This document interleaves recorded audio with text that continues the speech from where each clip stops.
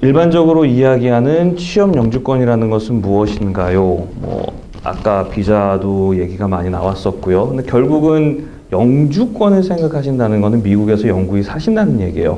그러면은 시간이 조금 되니까 간단하게 취업 영주권의 기본 개념에 대해서만 말씀을 드릴게요. 일단은 우리가 취업 영주권이라 그러면은 employment base라 그래서 1부터 5까지 있어요. 근데 이 중에서 한국 분들이 제일 많이 쓰시는 거는 2순위와 3순위예요. 이게 이제 일반 취업 영주권인데 크게 보면은 세 가지로 구분이 돼요. 첫 번째 단계는 LC라고 미국 노동국으로부터 고용주가 외국인을 고용해도 좋다라는 허락을 받는 단계예요. 그리고 두 번째는 이민 패티션이라는 단계가 있는데 이거는 마찬가지로 고용주가 외국인을 써도 좋다라는 거를 이민국으로부터 승인을 받는 단계예요. 그리고 마지막이 이제 주로 485, 그다음에 신분 조정 단계라 그래서 이거는 본인이 내 고용주가 나를 위해서 노동국에서 승인을 받았고 이민국에서 승인을 받았습니다. 그러니까 내 신분을 영주권자로 조정해 주십시오라고 이제 신청을 하는 게 마지막 단계예요. 그래서 이 마지막 단계는 미국 내에서 진행을 하실 수도 있고 아니면 한국에 계신 분들 같은 경우에는 주한미 대사관을 통해서 영주권을 받는 그렇게 두 가지 CP진행이라고 하는데 그렇게 진행이 될 수가 있어요. 그럼 노동국에서 맨 처음에 보는 거는 무엇을 보느냐? 이 기본 개념이 외국인을 고용을 할 거면은 미국 인력이 없어야지 외국 인력을 고용을 할 수가 있어요. 원칙상. 그러면은 고용주가 처음에 우리 회사가 이러이러한 회사인데 이러이러한 잡 포지션이 있습니다. 그런데 이 사람을 구하려고 광고를 이래저래 했는데도 불구하고 아무도 못 구했습니다. 그러니까 이 포지션에 외국인을 쓸 수 있도록 허락을 해주십시오라고 노동국에 이제 승인을 넣는 거예요. 원칙적으로 따지면은 영주권을 받으실 수 있는 분이 사실 아무도 없어요. 요즘 미국 실업률이 너무 높아져서 미국에서 인력을 못 구한다는 건 사실 말이 안 돼요. 근데 어차피 행정 절차상의 일이니까 이래도 노동부에서 하길 못 구했나 보다 없나 보다 하고서 넘어가고 이제 봤는데 여기서 이제 중요한 부분이 뭐냐면은 2순위가 있고 3순위가 있어요. 2순위 같은 경우에는 석사 학위 아니면은 학사 플러스 5년의 경력을 요구하는 포지션이 2순위예요. 3순위는 세 가지로 나눠지는데 하나는 프로페셔널, 학사 학위를 이상을 요구하는 거고 두 번째는 2년 이상의 경력을 요구하는 스킬드 포지션이에요. 그리고 마지막 언스킬드는 아무것도 요구하지 않아요. 그러니까 경력이 아무것도 없어도 영주권의 카테고리에 들어갈 수 있어요.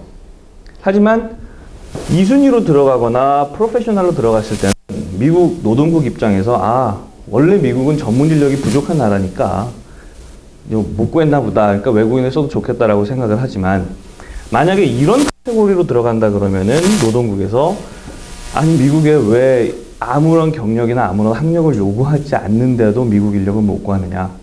그래서 노동국 이 첫 번째 단계에서 잘못되는 경우가 이제 발생을 하게 되는 거죠. 그래서 웬만하면은 전문직이 더 유리한 부분에 있어서 이제 얘기를 하는 거고 만약 이런 포지션밖에 내가 할 수 없다 그러면은 주로 한국어, 코리안 랭귀지라든지 이제 그런 것들을 요구를 해요. 그렇게 되면은 조금 더 이제 LC 절차가 길어지거나 이런 부분이 있는데 일단은 그래서 노동국에서 이러한 절차를 거쳐서 승인을 받게 되면은 그 다음으로는 이제 이민국으로 넘어가는 거예요. 그래서 이민국에 넘어가서 노동국에서 승인을 했으니까 이민국에서도 승인을 해라. 그러면 여기서 이제 잡 포지션이 어쩌고 저쩌고 그 다음에 퀄리피케이션이 어쩌고 저쩌고 돼야 되는데 이 사람이 그런 퀄리피케이션이 있습니다. 그 다음에 아까 얘기했던 고용주가 임금을 지불할 수 있다라는 파이낸셜 어빌리티를 보여주는 게 제일 중요해져요. 그래서 아까도 말씀드렸지만 5만 불짜리 연봉집이다 그러면은 여기서 고용주가 난 이 사람한테 5만 불을 줄 수 있는 능력을 보여줘야 돼요. 제일 중요한 거는 아까 말씀드린 넷인컴이에요. 근데 주로 큰 회사에 취직을 하신 게 아니라면은 넷인컴을 5만 불을 보고하는 한인 회사는 없다고 보시면 돼요. 거의 없어요. 그러면은 두 번째는 아까 말씀드린 것처럼 H1B나 이미 전문직 취업 비자를 이용해서 일을 하고 있었다. 그리고 5만 불씩을 이미 받고 있었다 그러면은 이거는 인정이 돼요. 그러니까 이런 유리한 점이 있기 때문에 트랙을 따지면은 졸업하고 OPT를 다음에 H1B를 하고 영주권을 받고 이제 이런 트랙을 써요. 근데 요즘은 H1B가 워낙 힘들어서 세 번째 옵션을 많이 쓰는데 이거는 Current Net Asset이에요. 그러니까 현재 순자산. 그 회사가 갖고 있는 현재 순자산. 그래서 뭐 저희 변호사 사무실이라든지 이런 전문직은 사실상 자산이 별로 없어요. 근데 슈퍼마켓을 하신다든지 무슨 큰 디스트리뷰터 같은 걸 하시는 분들은 인벤토리라든지 이런 부분을 잡아서 자산을 이용해서 이제 파이낸셜 어빌리티를 보여줄 수 있는 부분들은 있어요. 그래서 이런 부분이 충족이 된다 그러면은 140이 승인이 되는 거고, 그리고 나서는 드디어 개인 차원에서 영주권을 받을 수 있는 이제 485 단계로 넘어오게 돼요. 이게 예전에는 여기까지 승인을 받았어도 이거를 접수하기 위해서 5년에서 7년 정도를 기다렸어요. 2순위는 물론 열려 있었지만 3순위 같은 경우는 5년에서 7년이 걸렸는데 요즘은 이게 6개월이 채 안 돼요. 그러니까 앞에서 진행되는 게 벌써 이게 뭐 1년, 2년이 진행되기 때문에 다 진행이 되고 나서 여기는 지금 열려 있는 거예요. 사실상 요즘 같은 경우에는 영주권으로 돌아오시는 손님들이 되게 많으세요.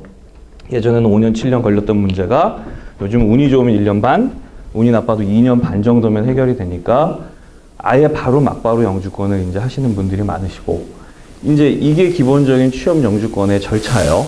그러니까 요렇게만 하고 다음 문제를 한번 보죠.